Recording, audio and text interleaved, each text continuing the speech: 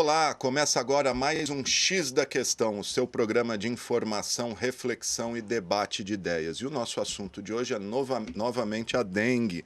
A dengue que já foi registrada 17.883 casos nos 5 primeiros meses desse 2019, com 11 mortes. E quem está aqui para debater esse assunto com a gente é o Dr. Gustavo Marcato, chefe do Departamento de Urgência e Emergências Médicas da Prefeitura de Rio Preto, também o Abner Henrique Alves, ele que é gerente da Vigilância Ambiental. Muito obrigado aos dois pela presença. Eu começo com o Abner, que é responsável aí pela dengue, não pela dengue, né? Pelo controle e o combate à dengue. Ô Abner, como eu disse, mais de 17 mil casos, 11 mortes em 5 meses. O que a Prefeitura já está fazendo para evitar que esse número avance e tenhamos o ano que vem novamente uma epidemia dessa musculatura, vamos dizer assim? Bom, antes de iniciarmos, já quero agradecer esse espaço, a oportunidade da gente estar sempre debatendo, né, as ideias, as ações, isso é muito importante, passando para a sociedade. Tudo aquilo que a gente tem dentro, o poder público tem promovido, tem executado, né, e que dessa maneira também as pessoas, né, exerçam a sua cidadania e também colaborem aí de forma ativa nesse trabalho. Bem, com relação à epidemia de 2019, a epidemia que nós vivenciamos ainda, né? Estamos aí no final... Agora entrando o frio, acho que dá uma... Não só o frio, né? Na verdade é uma soma de fatores que sim, o frio ele colabora para a diminuição aí da intensidade da transmissão, uma vez que as baixas temperaturas elas desaceleram o metabolismo do desenvolvimento do mosquito. Então, nasce menos Aedes aegypti. Então, por conta disso, tendo menos vetor, você vai ter uma velocidade de transmissão menor. Além disso, também existe aí fatores que podem até parecer um pouco grosseiros, mas é uma realidade. Você tem um esgotamento, por assim dizer, das pessoas suscetíveis ao sorotipo, que foi o sorotipo circulante no ano de 2019, o sorotipo 2. Foi o tipo 2 da dengue. São 4 tipos, né? São 4 tipos. Então, assim, de uma maneira muito simples, para as pessoas entenderem essas questões aí do sorotipo, vamos imaginar, por exemplo, raças de cachorro. Você tem lá um Doberman e um Chihuahua. Todos são cachorros, são da mesma espécie, têm um comportamento genérico muito similar, porém tem ali, um é mais agressivo, um é mais mansinho, mas todos são cachorros. De maneira muito simplista, o sorotipo seria isso, só que aí para vírus a gente não fala raça, então sim. Sorotipo 1, 2, 3 e 4. Então o circulante nesse ano foi o 2, que já fazia muitos anos que não circulava. Então ele encontrou aqui na nossa cidade, né, quando ele foi então reintroduzido aí já depois de mais de uma década, quase que 17 anos, ele encontrou uma grande parcela da população que nunca tinha sido exposta a esse sorotipo e por conta disso era suscetível, não tinha imunidade para esse vírus. Né? Então ele encontrou aí uma grande parcela da população que poderia ficar doente. Então, somando-se aí esses fatores, houve a epidemia. E agora, estamos já no mês de junho, estamos realmente indo para o fechamento desse ciclo, né? do ano dengue que nós chamamos de 2018-2019. E o que já está sendo feito, alguma coisa, para em termos de política de saúde, vigilância, para que o ano que vem a gente não tenha isso, ou ainda é cedo para começar esse trabalho? De forma nenhuma, não é cedo. Na verdade, o combate, a prevenção ao mosquito Aedes, ele não é interrompido. Não há interrupção. Então, os agentes de saúde, né, eles continuam trabalhando diariamente na visitação casa a casa. E aquele trabalho de eliminação de criadouro, de orientação da população, ele é contínuo. O que acontece é que nos momentos de maior necessidade a gente intensifica todas essas ações, que foi muito divulgado aí na imprensa de janeiro até maio, todas aquelas ações e campanhas que nós executamos. Neste momento, nós entramos num período que nós chamamos de interepidêmico. Então, nós temos ali a ocorrência de casos, uma vez que a dengue ela é endêmica em Rio Preto, ela não deixa de acontecer, mas ela vai acontecer aí com uma intensidade menor, com menor número de pessoas ficando doentes, mas ela sempre vai acontecendo. E a população do mosquito ela também não desaparece. Nesse período, inclusive, ela vai se manter, se proliferar ali dentro da residência. No ralinho, no vaso sanitário que não tem aquele uso contínuo, diário, em outros locais, como o evaporador atrás da geladeira. Então, ele vai se manter, ele vai se sustentar dessa maneira. Os mosquitos adultos, aquele que está voando. Sem contar os ovos, porque os ovos foram colocados aí na temporada do verão. E ele dura, vamos dizer assim. E ele vai né? permanecer resistente, mesmo num local seco, por até 1 ano, esperando o próximo verão. Então é um bicho muito resistente e com estratégias de sobrevivência aí que conferem a ele o status de praga, com certeza. Né? Sem dúvida. Deixa eu falar com o doutor Gustavo Marcato, como eu disse, chefe do Departamento de Urgência e Emergência. Lembrando que a Prefeitura, apesar da epidemia, não foi pega de surpresa, né? O secretário esteve, inclusive, aqui na Câmara em fevereiro, alertou para o risco que a Prefeitura já estava esperando, a ponto de ser criado um centro de hidratação, que me parece que foi coordenado ou contou com a colaboração do senhor.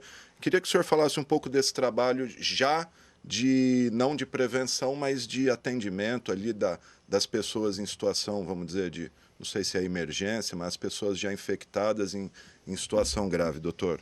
Alexandre, exatamente como você falou. Nós não fomos pegos de surpresa, né? Desde que a vigilância faz um programa da expectativa do que nós vamos atender e como vai ser as epidemias, e como a previsão foi feita esse ano, ela aconteceu. Então nós nos preparamos e preparamos muito bem para o atendimento desses casos. E o que nós fizemos em todo o volume, né? Foram esses 17 mil casos confirmados, que tem exames comprobatórios que confirmaram, identificaram o tipo de vírus. Mas foram quase 30 mil, 29.600 casos suspeitos. Então, nós trabalhamos com os casos suspeitos, que foram mais de 30 mil atendimentos, um volume muito grande de atendimento. Por isso, nós precisamos desenvolver outras estratégias que a gente não tinha dentro do sistema. As unidades, tanto as UBSs como as UPAs, foram reestruturadas para ter um fluxo de atendimento desses pacientes.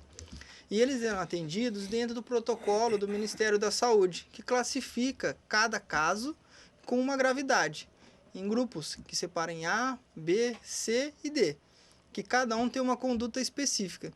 Então, nas UBSs e nas UPAs, eles eram atendidos alguns casos, em geral o caso do tipo A. Esse caso recebeu atendimento. Tipo A seria o mais leve, vamos dizer assim. E alguns casos do tipo B, que precisavam de uma hidratação, e algumas UBS estavam fazendo esse tratamento, e as UPAs também. E uma linha de cuidado diferenciada. Então, o paciente que estava com suspeita de dengue, ele não passava pelo fluxo habitual da unidade, ele passava por um fluxo paralelo, por ser um volume muito grande e ter uma conduta totalmente específica. É bem desenhadinho tudo o que tem que fazer. Né? Com, às vezes, os sintomas não claros, mas tendo a suspeita, ele vai ter que passar por todos aqueles procedimentos que o protocolo determina. E, devido a alguns grupos precisarem de uma hidratação pela veia prolongada, que é por 12, 24 horas, foi desenvolvido esse centro de hidratação, que foi uma unidade que a Secretaria reestruturou. Era um prédio utilizado por outro serviço, foi tirado outro serviço que mudou de local, e nós montamos toda a estrutura física e de RH desse local para estar atendendo exclusivamente esses pacientes. Então, o paciente era atendido em alguma unidade, tanto UBS como UPA, e quando ele se enquadrava nesse grupo de risco, ele ia para o centro de hidratação.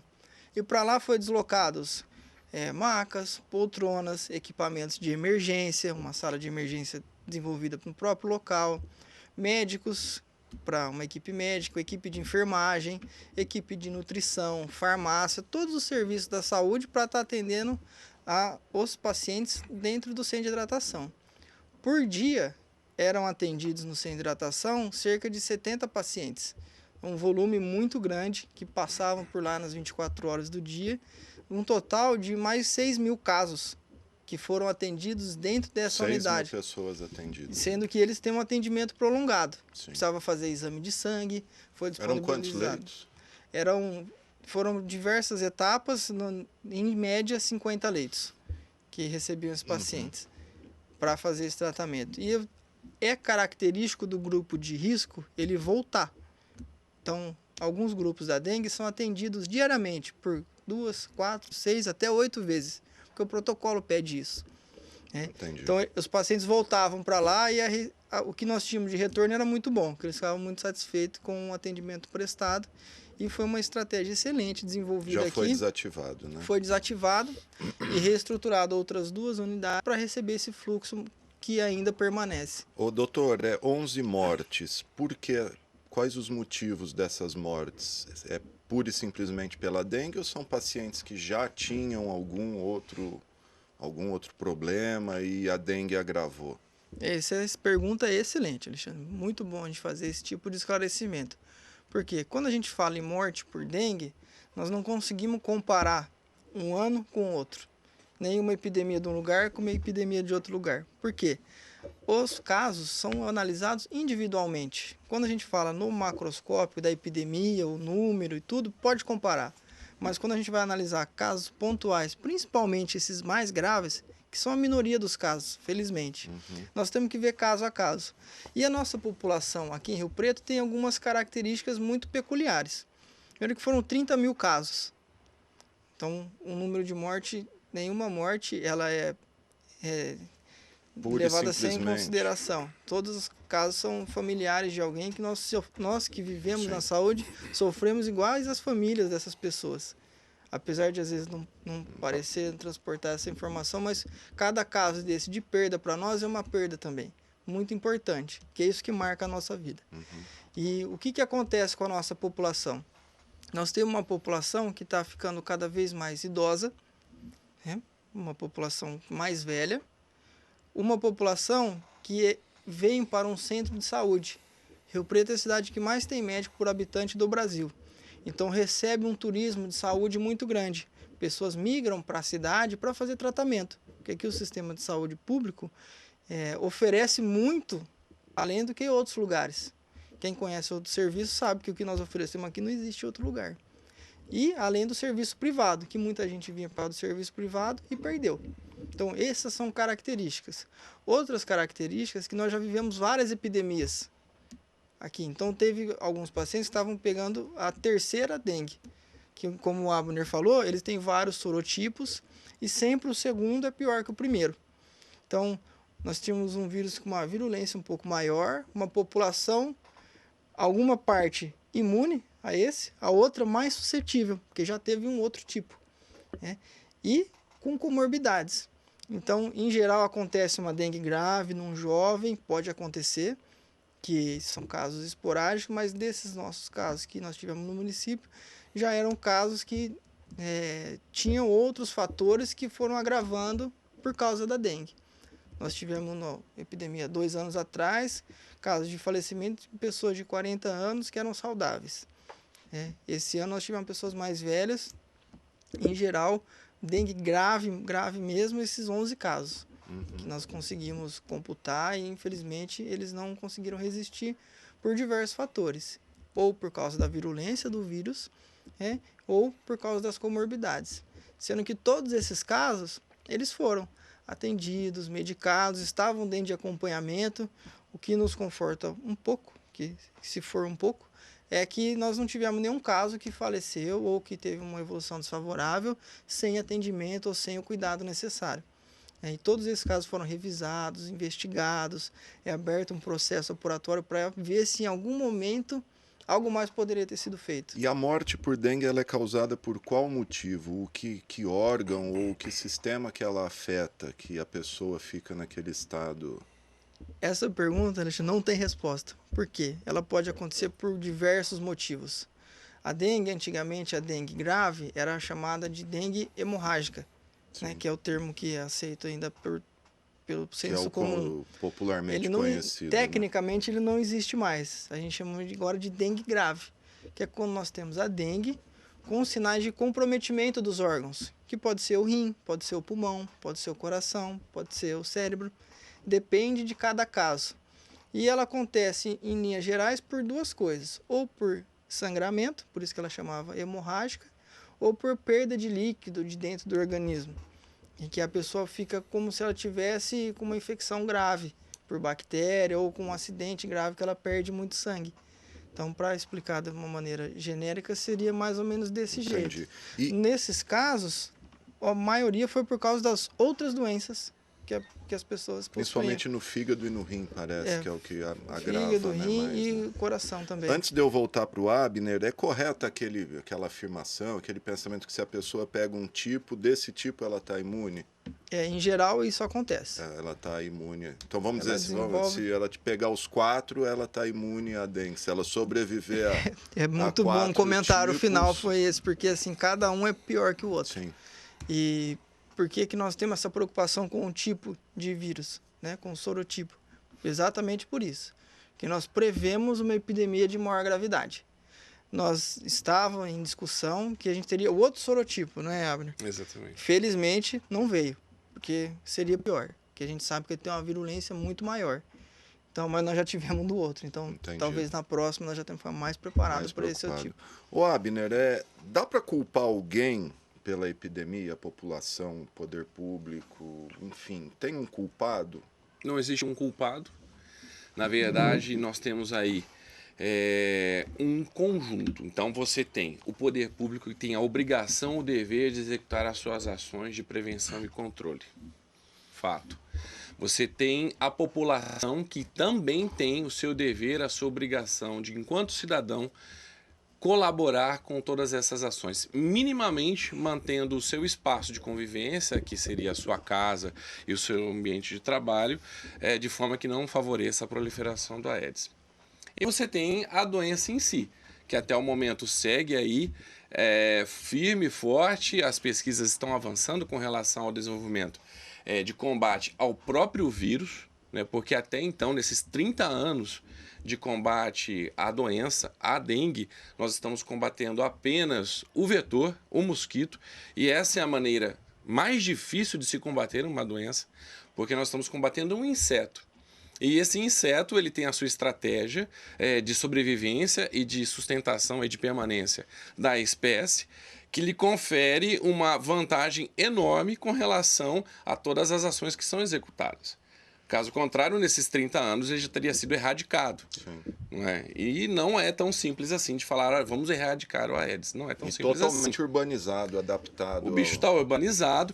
Hoje a cidade ela não é um centro fechado, como era na década de 50. Um núcleo, uma cidade pequena, com características até praticamente rurais. Hoje não, você tem núcleos urbanos grandes, com um adensamento aí populacional intenso. Então você tem o alimento para o inseto, você tem locais para ele procriar, e ele se adaptou nesse longo tempo aí, nessas décadas, nesse ambiente urbano. Para ter uma ideia, com relação à capacidade de adaptação do inseto, toda vez que nós fazemos ali a aplicação de inseticida, eu gosto de tocar nesse assunto, porque às vezes as pessoas têm na mente que aplicar o inseticida, o veneno, é a solução, resolve todo o problema. Se fosse, solta uma bomba de fumaça na cidade e mata tudo. E acaba com o problema. E não é, porque toda vez que a gente aplica o inseticida, e a gente tem sido muito criterioso no uso, né? Você, inevitavelmente, você está colocando pressão sobre essa população do Aedes e você está induzindo essa população a te responder com a resistência, porque o inseticida ele não vai matar 100% dos insetos, 100% dos mosquitos. Um mosquito que sobreviver, ele vai gerar as suas crias, os seus descendentes, e ele vai retransmitir essa capacidade de resistência. E isso, ao longo de anos, vai invertendo essa proporção dos suscetíveis aos resistentes, até chegar o momento que o inseticida não vai ter o efeito. E isso já aconteceu.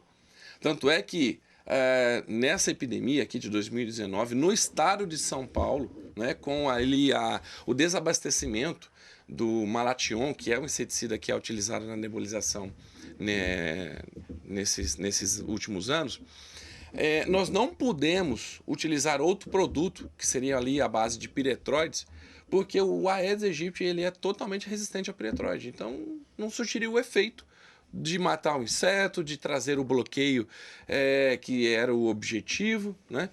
Então, isso foi até um exemplo prático, né, que nós temos que aprender. Nós, quando eu digo nós, envolvendo a sociedade civil, as pessoas, as entidades organizadas e o próprio poder público, que nós temos que aprender a combater o Aedes mecanicamente.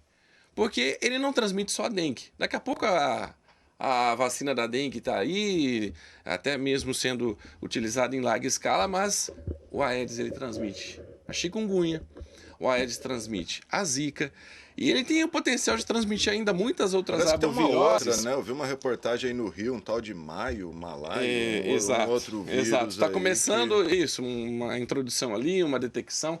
Então o Aedes ele tem essa capacidade. E então nós temos que aprender a combater esse inseto de forma mecânica, porque nós não podemos nos apoiar em combate químico. Porque isso vai chegar um momento que nós não vamos ter mais produto. Só para encerrar esse assunto que eu iniciei, para você ter uma ideia. Segundo a Organização Mundial de Saúde, nós temos ali 6 produtos que estão regulamentados para uso em saúde pública, para você aspergir dentro da área urbana, para ter contato com as pessoas. Desses 6 produtos, 5 são da classe dos piretroides, então nós não podemos usar mais. O único produto que seria o organofosforado, uma outra classe química, é o malation, que foi o que faltou. Agora, se a gente usar em excesso, de forma desregrada, nós vamos levar o inseto à resistência, e aí, então, nós não vamos ter mais nenhum produto químico, nenhum inseticida para fazer esse bloqueio no momento de necessidade. Agora, então... E queria que você falasse um pouquinho do critério, em que casos é aplicado... Perfeito, exatamente. Já ia complementar com isso aí. Então, em que momento a gente usa o inseticida? Esse ano, 2019, foi peculiar por conta da gravidade da epidemia que nós já esperávamos. Então, por conta disso, já no início do ano, até mesmo daquela aceleração que começou a ter em fevereiro, né? Lá na segunda quinzena de janeiro, nós já colocamos ali os veículos, foram 4 veículos na rua fazendo uma intensa nebulização. Esse veículo aí é popularmente conhecido por fumacê. Então nós rodamos ali com esses 4 veículos da primeira quinzena de janeiro até o final de maio, concomitante com a nebulização feita com a máquina portátil, com aquela equipe que entra na residência, etc. No final de maio houve o desabastecimento, então, no final de abril houve o desabastecimento e aí não houve mais a nebulização. Então, esse trabalho, né, da aplicação do inseticida, ela é feita somente quando nós temos comprovadamente a transmissão da doença. Então, isso significa o quê? Que naquela região, que naquela determinada área, nós temos a presença de um mosquito adulto com o vírus picando e transmitindo de uma pessoa para outra. Então, nessa situação que há a indicação do inseticida para matar um mosquito adulto. E esse trabalho ele é sempre acompanhado da retirada dos potenciais criadores do mosquito para evitar com que, após a aplicação do inseticida, que dali 30 minutos por ação da própria gravidade, e ele vai também se dissipar com a ação do vento, ele não vai ter mais efeito nenhum, né? Tanto é que o mosquito pode passar livremente ali que não vai acontecer mais nada. Você tem que tirar realmente o criador do mosquito para que ele não venha naquela mesma área repovoar, e ele repovoa muito rapidamente. O doutor Marcato, o senhor também, além da prefeitura, parece que atua na FAMERP, né? Presta serviço lá, e é a FAMERP que trabalha na pesquisa e desenvolvimento da vacina da dengue. O senhor tem conhecimento como é que está esse trabalho? Está avançado? Em quanto tempo a gente pode ter uma vacina eficiente para a dengue? O responsável por esse setor na faculdade é o Dr. Maurício, que ele foi nosso parceiro na prefeitura, nos apoiando em toda essa parte de estratégia e desenvolvimento das ações para o combate da dengue. Então, é uma integração muito boa entre os serviços, porque nós temos o produtor do conteúdo, né, quem executa as ações e quem atende o paciente que é acometido pelo problema. Então, isso é muito bom para o nosso serviço, uma coisa que é muito diferenciada. Existem diversas pesquisas em andamento. Nós participamos de algumas delas, né, tanto o serviço público como a secretaria, né, em apoio à faculdade para desenvolver estratégias de bloqueio e vacinas. Para se falar em prazo, para ter alguma coisa muito concreta, é muito difícil, porque isso depende de vários fatores. O que nós sabemos, né, e a situação que nós estamos hoje, é que nós temos passos bem avançados, como o Abner falou, para já ter algumas medidas que possam ser estudadas para ser implementadas para todo mundo. Eu me lembro que acho que, não sei se 2015, 2016, Rio Preto foi um laboratório lá na Vila Toninho, né? Até o governador veio aqui, e alguns voluntários, pessoas foram vacinadas. Tem algum resultado disso? Essa é uma das pesquisas que está em andamento. Essas pessoas que tomaram Exatamente. a vacina pegaram dengue? Isso já se tem Agora se está conhecimento? fazendo o controle, a gente chama o caso controle desses casos que foram vacinados, e essa é uma das pesquisas mais importantes que nós temos nesse sentido mesmo, também do Dr. Maurício. E resultado assim ainda não, ainda Não. está em andamento, né? Ô Abner, alguma outra medida mais dura pode ser tomada para punir a população? Multa, por exemplo, de quem tem criador em casa, ou joga lixo já é multado, né? Em tudo, Existe enfim. sim a legislação que Porque fala... já tem lei que prevê multa, né? Para quem Então, não deixa entrar. Sim, existe. Existem legislações municipais e estaduais e até mesmo federais que regem esse assunto. Então, é obrigatório. Você é proprietário, um inquilino, morador, não interessa, de um imóvel, você é obrigado a manter aquele imóvel em condições sanitárias adequadas para evitar a proliferação desses animais nocivos, vetores, aí incluído o Aedes aegypti. Então, nós lá na Secretaria de Saúde, nós fazemos uso dessas legislações para, inclusive, em casos excepcionais, como por exemplo lá de acumulação, nós solicitamos aí através de liminar judicial e entramos nos imóveis para fazer essa limpeza, porque o cara está colocando em risco ele mesmo e a população do entorno. Só para você ter uma ideia, no ano passado nós já fizemos 50 solicitações de autorização de liminar judicial, cumprimos algumas já no início desse ano, aproximadamente 10 ou 12. Para entrar à força e limpar a casa do em determinados casos, até com o uso da força policial para colaborar com o trabalho. E só para exemplificar, sem citar onde, em nome de pessoas, mas teve uma residência de onde nós retiramos quase 40 caminhões. Então foram assim, e é caminhão basculante, não é caminhão pequeno, de lixo. Então a pessoa que tem essa compulsividade de acumulação. Um transtorno, né? Um transtorno. E essa pessoa, então, ela é indicada aí para acompanhamento em assistência social, psicológico, enfim. Agora, aquela situação, por exemplo, o morador, ele tem o pratinho que ele é orientado e ele faz ali um trabalho, coloca areia ou elimina o pratinho.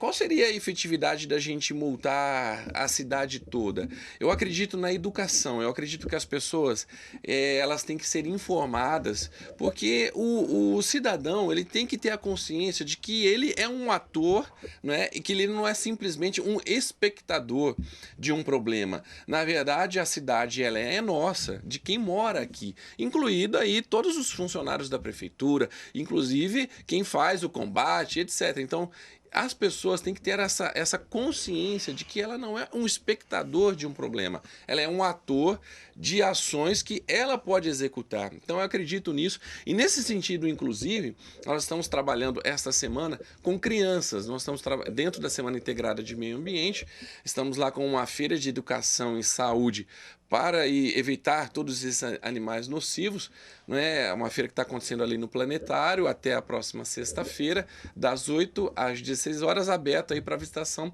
a todo o público. E é um momento muito importante para você ensinar a criança, que vai ser ali num futuro próximo um cidadão consciente, um cidadão ativo, colaborando aí com a sociedade, e também, através da criança, alcançar o adulto, alcançar o pai, a mãe, e assim a gente trabalhar a educação, que também é muito importante. Uma curiosidade, não sei o doutor, quem sabe dizer mais, a diferença entre dengue, zika, chikungunya, o porquê que tem essa diferenciação?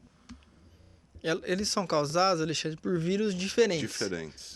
O que eles têm em comum é a transmissão pelo mesmo vetor. E um quadro clínico, que são os sintomas, alguns muito parecidos.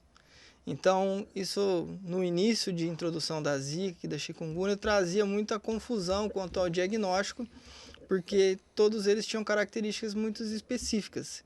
E a evolução bem previsível dos três. Então, todo mundo era tratado como um caso suspeito de dengue, porque a mesma terapia é eficiente para os 3 vírus.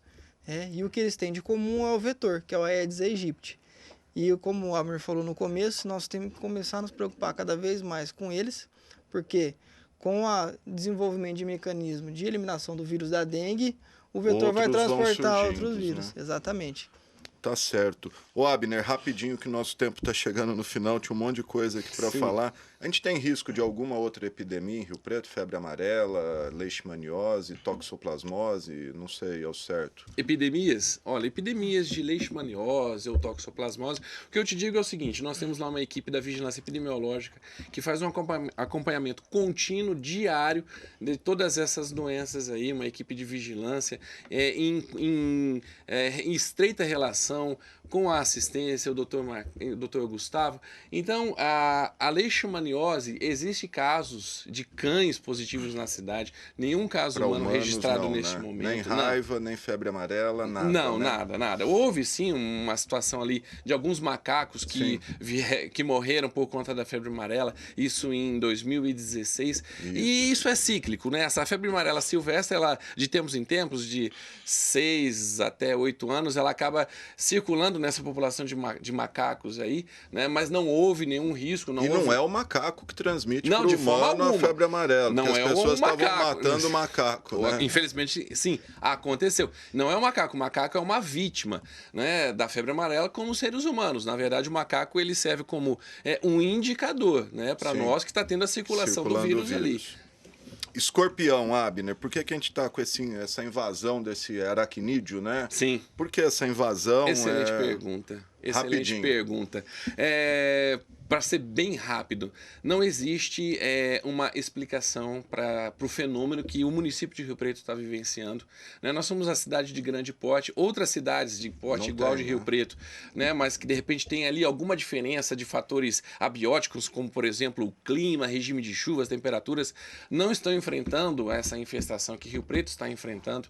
Então, até nesse sentido, né, é muito importante e fundamental com que os órgãos superiores de saúde, como a Secretaria Estadual de Saúde, o Ministério da Saúde e entidades de ensino, faculdades, institutos de pesquisa, participem conosco. Nós estamos buscando aí metodologias, mecanismos para tentar entender o porquê dessa infestação e, entendendo o porquê dessa infestação, buscar então os melhores e mais eficazes mecanismos de controle. Uma vez aí que, sem sombra de dúvida, os mecanismos propostos até então pelos manuais existentes neste momento não estão sendo eficientes para a realidade que Rio Preto está vivenciando.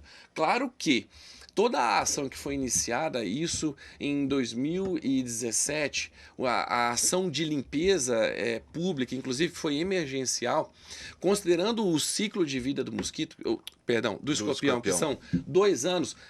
Melhorou Passado bastante, esses 2 né? anos, neste ano ainda é muito cedo para cantar qualquer coisa, vitória ou algo nesse sentido, nós estamos vendo ali que tem sim uma luz no final do túnel. Então a limpeza de áreas públicas tem realmente colaborado nesse sentido, levando em consideração ali o número de acidentes relacionados a escorpião. Tá certo. Abner Henrique Alves, gerente da Vigilância Ambiental, muito obrigado por suas informações. Para a gente terminar com o Dr. Gustavo Marcato, chefe do Departamento de Urgência e Emergência, eu queria que o senhor explicasse rapidinho como funciona esse serviço, a diferença do SAMU e uma pessoa que precisar de uma emergência do município, onde ela procurar, tem um telefone, onde ela liga. Bom, Alexandre, para explicar rapidamente isso para você, como que é estruturado o sistema? O sistema de urgência ele tem várias portas de atendimento. Em geral, nós temos 3 UPAs na cidade, a UPA Norte, a UPA Jaguaré e a UPA do Tangará, e 2 pronto-socorros municipais, que são o da Vila Toninho e o do Santo Antônio. Essas unidades funcionam 24 horas por dia, então qualquer município pode procurar atendimento nessas unidades, dos casos de urgência e emergência. Os casos que não são urgência e emergência, são casos que a gente chama de eletivo, devem procurar as UBS, que são as dores crônicas, gripes, diarreias. Essas patologias devem procurar primariamente as UBS. Nos casos que precisa de um atendimento de urgência, que a pessoa tem uma dor no peito em casa, sofre um acidente, tem sintomas de um derrame, as pessoas podem entrar em contato com o SAMU. e é só discar o 192, que ela vai falar numa central de regulação. E é muito importante falar isso, que quando ela liga nesse sistema, nesse serviço, ela vai conversar com a pessoa que tem uma capacidade técnica de entender o que está acontecendo com ela. Então é muito importante que, apesar do estresse que ela esteja passando, ela tenha calma para passar essas informações, porque a qualidade da informação vai ser diretamente transferida na qualidade da decisão do médico regulador. Então isso é muito importante. E o SAMU dispõe de diferentes recursos, tem moto, tem ambulância de suporte básico, ambulância de suporte avançado, que vai ser decidido de acordo com essas informações. E ele pode ser atendido no domicílio, transportado até uma UPA ou para um hospital, dependendo da gravidade de cada caso. Tá certo. Doutor Gustavo Marcato, muito obrigado. Abner, mais uma vez, obrigado. Lembrando, gente, potinho, reservatório, né? Elimina tudo que tem água para que o ano que vem a gente não tenha essa epidemia de dengue. Eu agradeço a sua audiência, a sua paciência e até a próxima.